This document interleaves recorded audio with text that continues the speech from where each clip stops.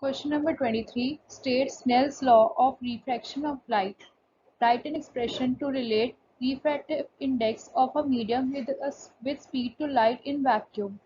The refractive index of a medium A with respect to medium B is 2 by 3, and the refractive index of medium B with respect to medium C is given as 4 by 3.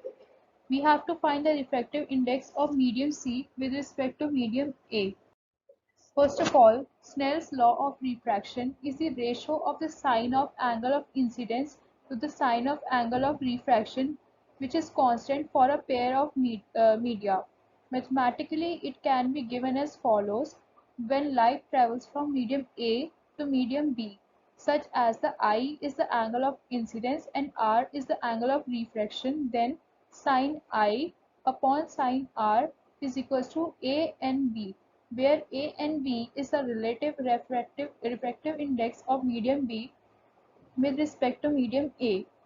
Relation between the refractive index n of a medium and the speed of light in vacuum is n equals to speed of light in vacuum divided by speed of light in medium.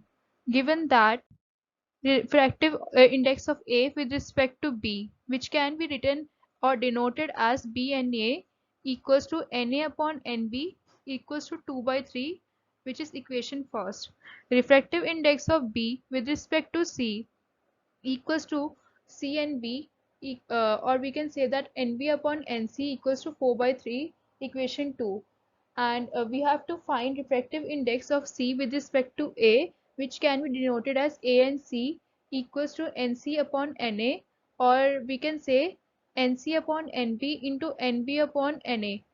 And on putting the values of A and C equals to 3 by 4 into 3 by 2 using equation first and second, we get A and C value. Refractive index of C with respect to A equals to 9 by 8. Thank you.